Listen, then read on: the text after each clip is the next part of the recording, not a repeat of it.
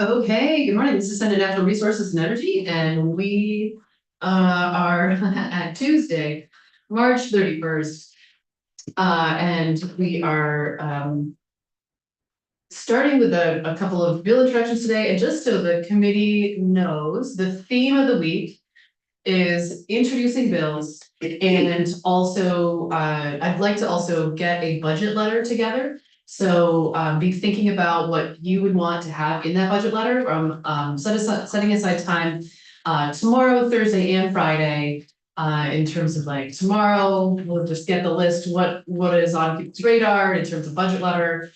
Thursday, we'll actually look at a budget letter, and then Friday, hopefully we'll let's do a straw poll on sending one out. So we're going to be hearing from a few other entities that have some budgetary asks. So that's a theme that will come up through the week. Yes. Have we kept track of, because I haven't.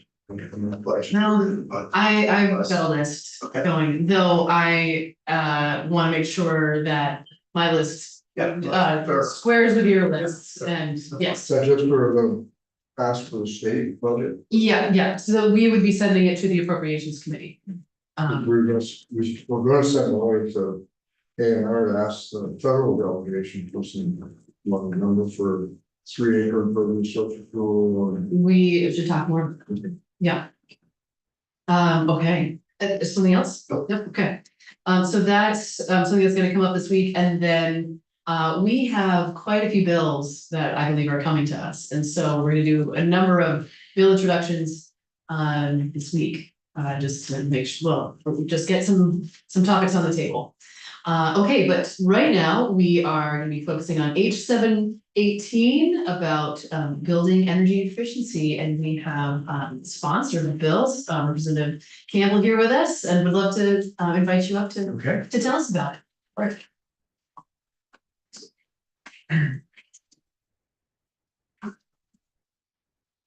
Hello, everyone. I'm Representative Scott Campbell from St. John's Very. Thank you for taking out this bill. Very appreciate it. I've been working on it for a while. Actually, I also wrote up a kind of a 2-page crib sheet, which I had to pass one out of that to be helpful. Yeah, sure. Is this something you could send to? Yes, to you? and I didn't forget it this morning. That's okay. That maybe will be useful to you today. So, for background, does everybody know we have building energy codes? Does everybody know that they're actually paying for it? Do we know that? So we've had. This is a topic that we have not discussed. So maybe I'll start at the beginning. Mhm. So we've had residential building energy standards since 1997, commercial since 2007. They're in statute, they are actually required. But we have never had any enforcement mechanism or penalty for not following them, and compliance is through a self-certification process. So as a result, compliance is spotty. On the commercial side, it seems to be pretty good because typically that involves builders and designers with more training, and also licenses. They're licensed practitioners, and of course they stay to lose their licenses if they don't follow the law and follow code. So on the commercial side, compliance is pretty good. On the residential side, there have been various efforts and studies.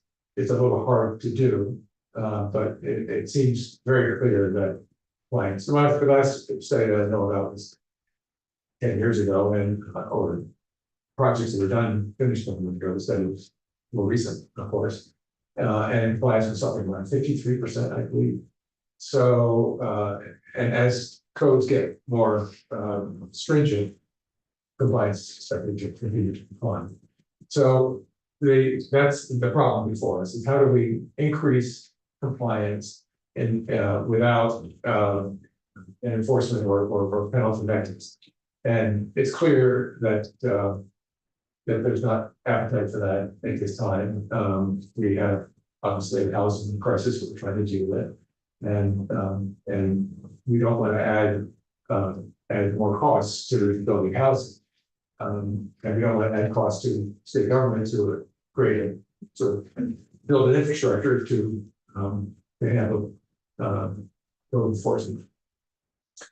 The Division of Fire Safety is the office that handles building code updates and enforcement for commercial buildings, actually for all what they call public buildings, which includes all rentals, all residential rentals, as well as commercial buildings and medical buildings. And there is a commercial code, but there is no residential building code, so they don't, while they do have jurisdiction over down to single family rentals and duplexes, there's not actually an applicable model code that they base their enforcement on. So one of the things that they have been doing is sort of incentivized by the federal government and FEMA is exploring whether to adopt and adapt a residential building code for the state, because that would make the state eligible for categorical grants.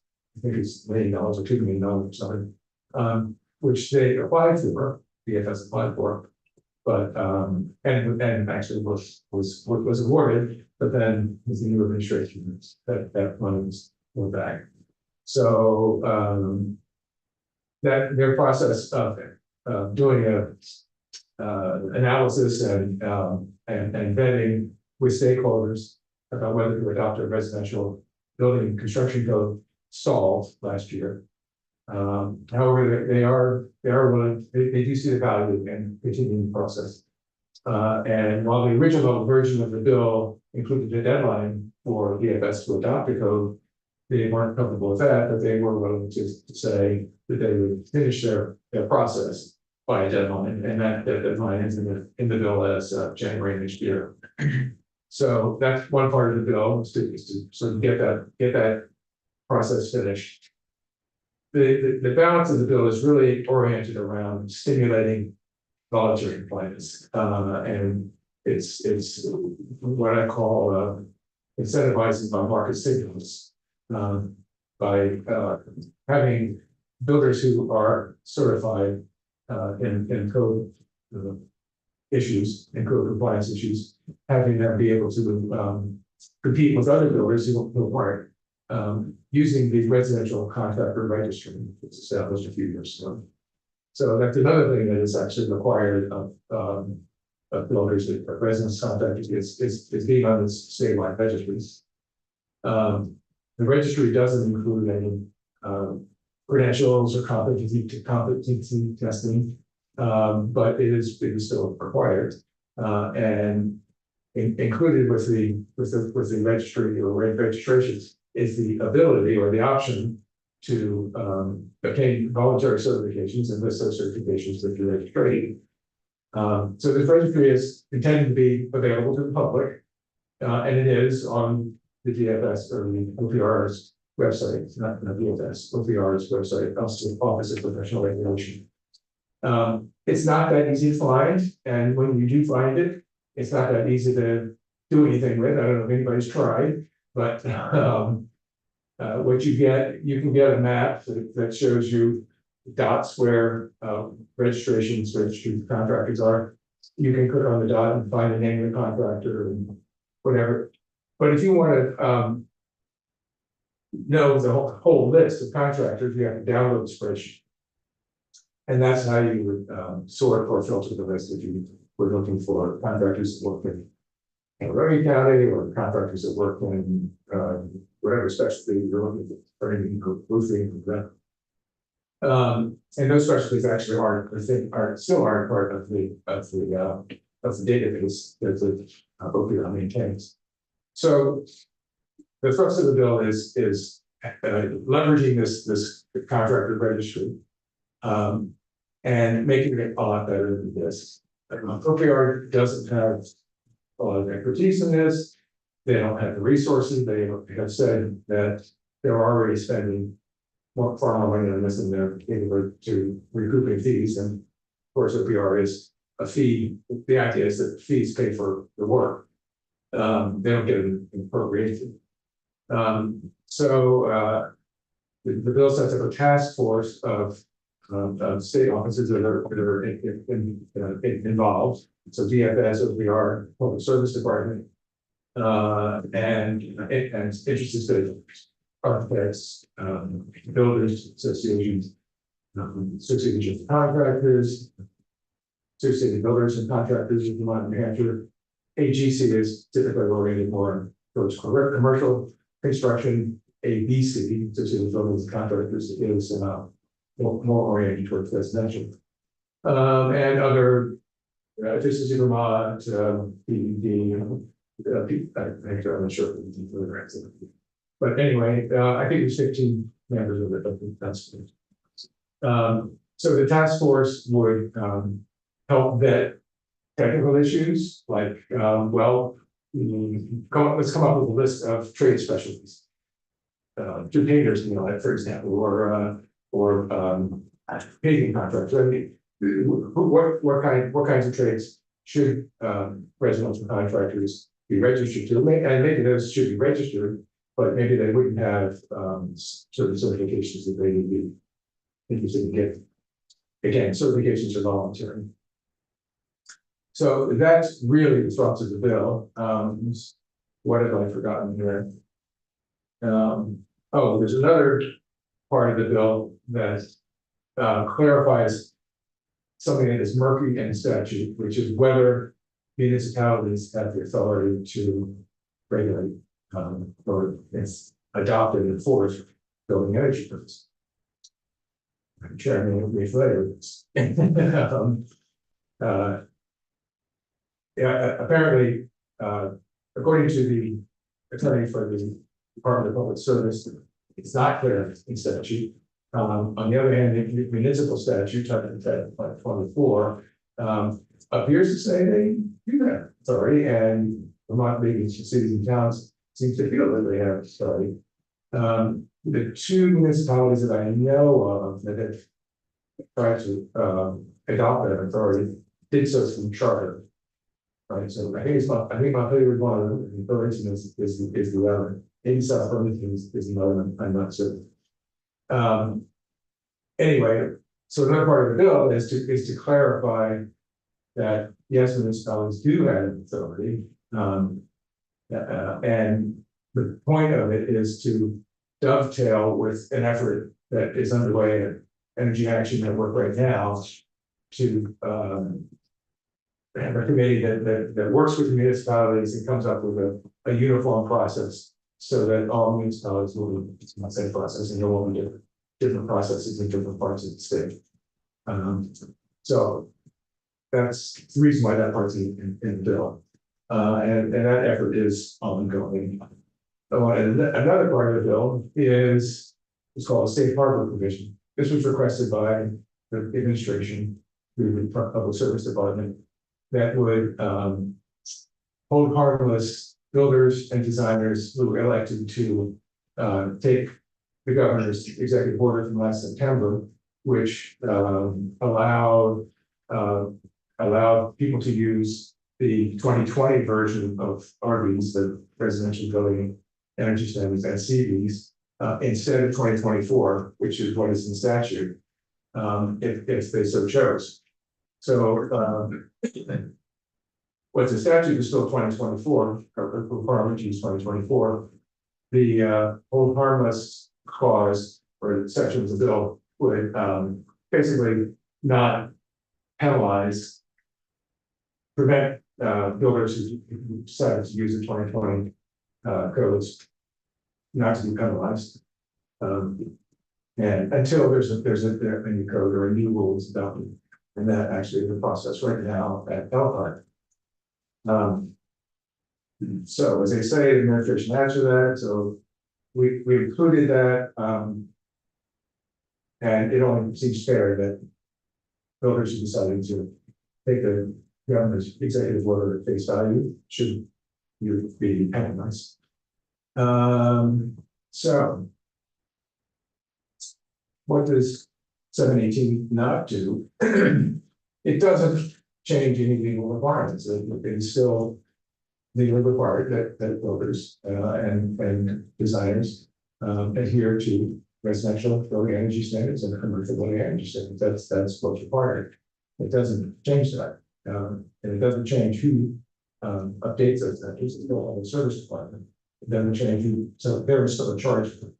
It doesn't change that OPR is still where residential builders are registered. There's a lot of people in the building energy code working group that Senator Weingart was part of this past year that really wanted to move everything, this whole regulatory structure over to the Division of Fire Safety, where all other building is regulated. So that's where electricians and licensed plumbers and heating techs and everybody else, and building codes are replaced. And it does make some sense conceptually that we would do that. Division of Fire Safety is not ready to take that on. They argued against it. So this is not doing anything about that. It's not, it doesn't make any recommendation about that, except to ask the task force to consider whether that should be something that happens in the future. Oh, and also the residential building code, if it's adopted, would not be enforced in single family or duplexes, except to the extent that there's a data rentals. If we give DFS a framework for doing enforcement in rentals, if that were required, but what it also gives actually is consumers and builders and insurance companies and the courts, if it gets to that point, something to refer to, which they don't have now. There's no sort of independent standards that building construction can be altered. So if there's a dispute on building quality, then there's no sort of reference center, what I'm trying to say. And actually, that's another problem as far as they're trying to solve here. Right now, without a residential building code, builders are left to determine on their own what is appropriate construction quality. And so really they're liable for decisions about structure, about how many studs you need in the wall, whatever it might be. They're on the hook for those decisions. They don't have a standard to refer to either. So guess the question is why now? And for anyone back here. Yeah, this actually came up my first term here 8 years ago when a builder approached me in the cafeteria and said, "You realize that I follow energy codes and I'm competing against builders who don't, and that's not fair. It's an uneven playing field." And I said, "Yes, well, I agree with you." So we explored many different strategies over the years to try to find ways to increase compliance with energy codes to level the playing field. And this is a sort of the latest effort to do that, again, without imposing more restrictions than already exist, but just to incentivize builders to follow the codes that exist. Another issue that they're trying to deal with, that became apparent in the course of working group meetings, was some contractors that want to follow codes and are doing bidding projects based on following codes, are in a position of arguing with their clients about we need to follow these codes because they're actually required. And the client might say, well, Joe over here says I don't have to, and they're going to give me a marble countertops instead of spending money on a heat recovery ventilation system. So that they're putting them in the position of being the code enforcers when they shouldn't be in that position. Let's see, what else can I highlight here? I'll give you. Is the task force still in effect, right? I think it actually is something. we were done in energetic. So what incentives are there for contractors to buy into this? Are there any? Well, there are some incentives through efficiency Vermont. Most of the efficiency incentives are for above code work. But actually, they originally had included some funding to provide training and incentives. That was stripped out by appropriations, as you guess. So what we're trying to do is set up a system that encourages more compliance based on market competition. So if the builder registry, residential contractor registry is more easier to use, is more available to consumers, if there's a more awareness about its existence, and consumers who are thinking about hiring a contractor look there to see if the builder they're considering is not licensed but registered, they consider the form. OPR considers the form of licensure, but it's really just registration. And insurance and written contracts and things like that, but it's not, there's no credential, there's no competency test. Then builders will be incentivized by the fact that this registry is out there and people are looking at it to obtain voluntary certifications. So that's another actually important duty of the task force is to come up with voluntary certifications that would be of interest to builders and identify the credentialing entities that do that. And make recommendations to OPR. They're not, the task force isn't doing stuff, it's on its own. It's an advisory capacity to OPR.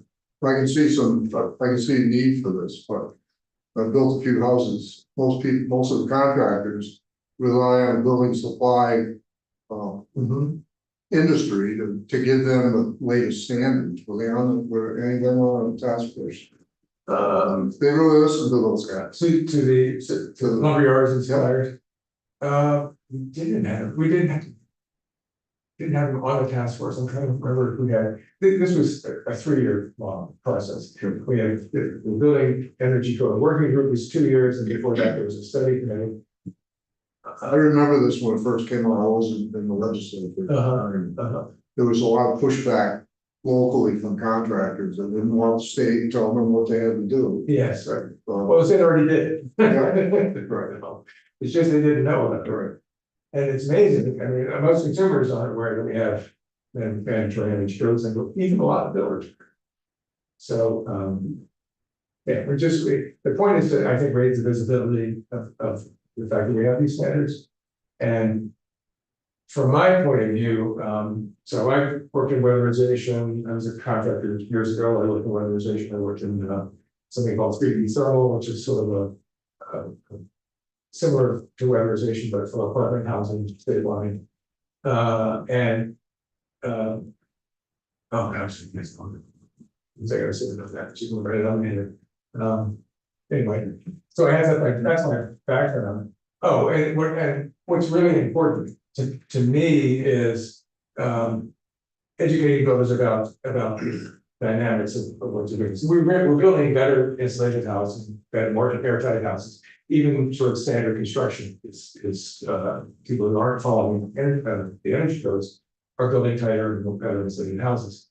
Well, that has implications for how the building as an energy and control system, how moisture is managed, what the moisture dynamics are in my system. So there were a lot of examples that people brought in the working group and the energy code committee of buildings that where failures have happened. Moisture was trapped in the wall. Exterior heating was rotted out and had to be replaced. even even structural members had to be replaced after a period of 5 to 10 years.